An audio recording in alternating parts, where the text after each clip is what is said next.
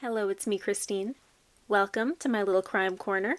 I feel like from a young age, we all have an idea or dream of what we want to be when we grow up.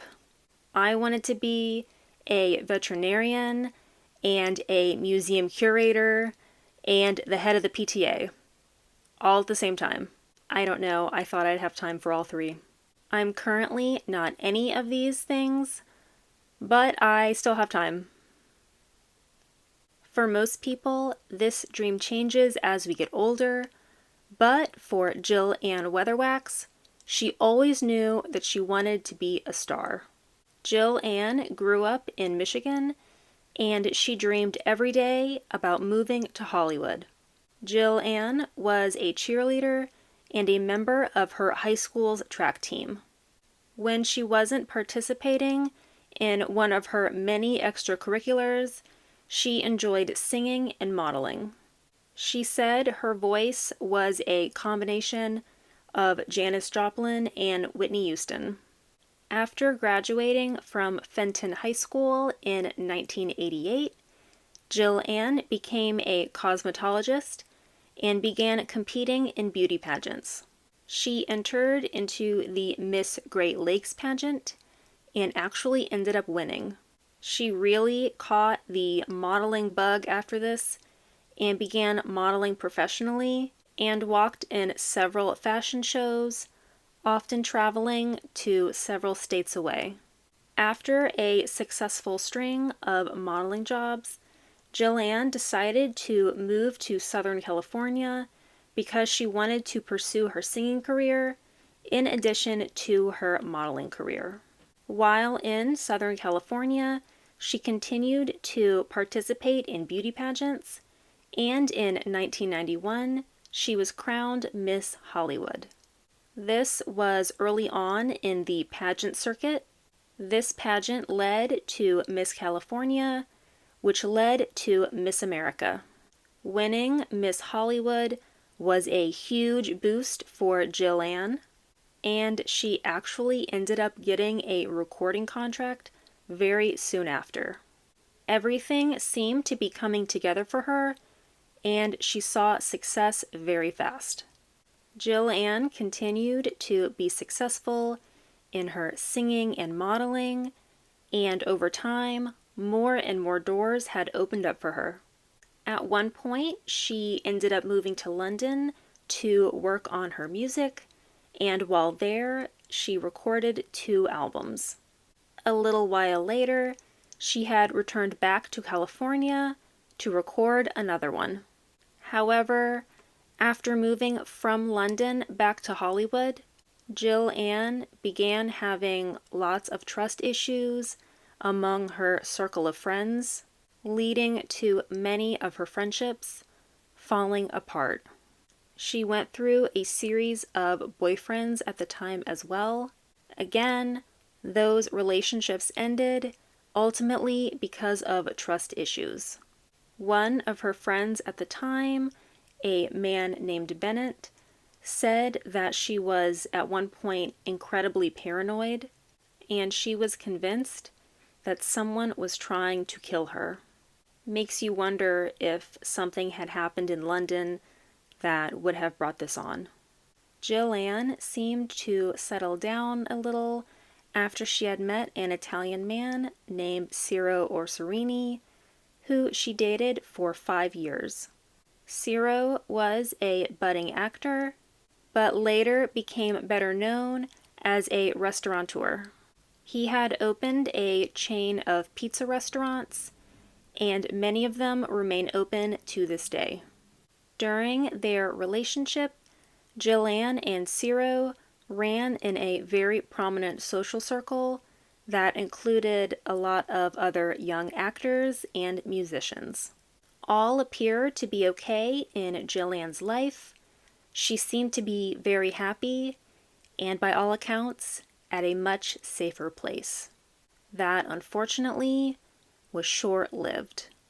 It was said that Jill Ann had gotten in with a different crowd and began drinking and doing drugs, and had begun stripping. When the concept was brought up to her family, they refused to believe it. In 1997, she had been arrested 3 separate times for public intoxication and drug possession. On March 21st, 1998, Jill Ann was arrested for public intoxication, and 3 days later, Jill Ann was seen getting into a gray or green car with 3 unknown men. After that, she was never seen or heard from again. According to a few witnesses at the nearby Villa Motel, Jill Ann had apparently asked to use one of the rooms, and the reason is believed to have been for prostitution. This was never proven, but had been heavily speculated. The following day, her body had been found in an empty lot behind an animal shelter. She had been tragically stabbed to death. The area where Jill Ann was found was supposedly an area frequently used by known prostitutes. There were used condoms scattered all over the field and back area. According to investigators, they indicated that it was a known fact in their investigation that she was involved in prostitution the day she was murdered. The police said it had taken an entire week to positively identify the woman as Jill Ann from her fingerprints. They also found it odd that she was found more than 200 miles away from her home in Los Angeles. Upon speaking with her friends in LA, they weren't able to offer much help. There wasn't any evidence to establish why she had gone so far away from home and had not said anything to anybody. As far as anyone close to her knew, she didn't have any business outside of town.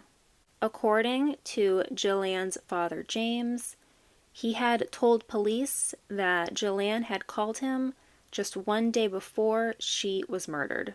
He said that when police had told him the circumstances in which his daughter was found and the allegations of her suspected lifestyle, he said, "They think that just because she was dropped in a vacant lot near a street where there's prostitution, she was involved in it.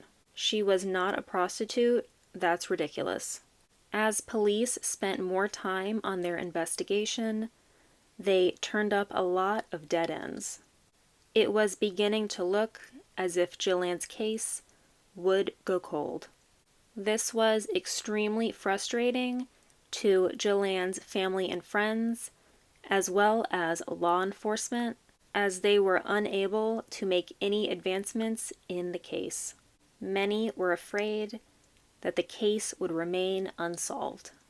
When the Ventura County Sheriff's Office had released Jill Ann's records, which had shown that she had been arrested 3 times in the 11 months prior to her murder, many people were surprised.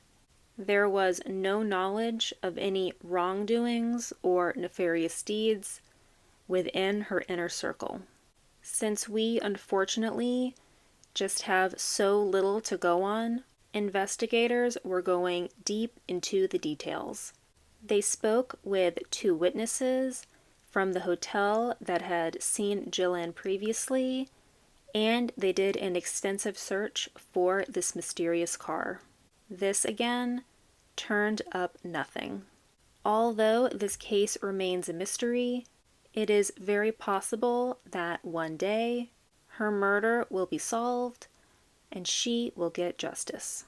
In another attempt to gather information, police added Jill Ann to their collection of other cold cases and had them printed on several hundred decks of cards and then distributed those cards to several prisons. Their hope with this was that maybe one of the prisoners would recognize her, or they get to talking and someone confesses, and that information gets traded or relayed to investigators. Jill Ann's card in particular was a 9 of spades. As of right now, no one has come forward with any information about her. Because Jill Ann's case remains unsolved today, in addition to very few known details, her case is not that well known by very many people, but her friends and family, who loved her very, very much, are keeping her name alive in hopes that someday, somewhere, somebody will come forward. Jill Ann's sister Julie had said that after her death, her family was never the same, as you can imagine.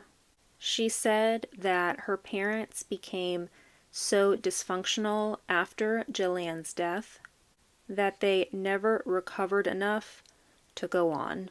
A few years later, in 2006, Jill Ann's mother Joan had suffered a stroke and passed away.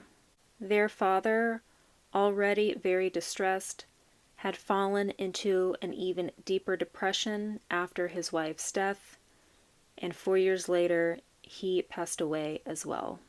An old friend of Jill Ann's named Sheree, who knew her from her pageant days, recalled how they had run into a grocery store that she was working at.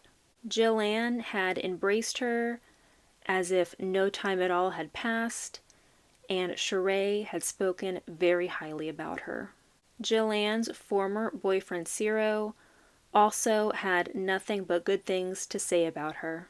He said that she was a very special human being who had touched so many lives with her caring, smiling face. She was always ready to help and give and share anything she had with anyone. Julie says that she still keeps in contact with the Fresno police and has been told that they may be able to look into new leads now that DNA testing is available. When Jill Ann was murdered, the DNA they found was unable to be tested. Now that the database is so large, finding a match has become a possibility. Luckily, when Jill Ann was found, investigators were able to collect and preserve evidence from the scene. The police say that despite this case going unsolved for so many years, we never forget a homicide. In addition to her case, the Fresno Police Department has over 500 unsolved homicide cases dating back to 1955, and an estimated 70 or so of those cases have the potential of being solved as we continue to see advancements in DNA and evidence testing. Jill Ann is laid to rest in Oakwood Cemetery in Fenton, Michigan, beside her mother Joan and father James, where she is frequently visited by friends and family. Another tragic loss of life. No one deserves to be murdered. I am hopeful that based on the police's continued dedication and Jill Ann's family and friends keeping her name out there and alive, that one day this case will be solved. I hope that one day I'm able to bring you an update video where the perpetrator will have been brought to justice. Keep in touch with your friends and family. Make sure people know where you are. Always be aware of who is around you and what is going on. And just please stay safe. And that is all I have for you today. Thank you very much for watching. I hope you learned something, and I will see you in the next one. Bye.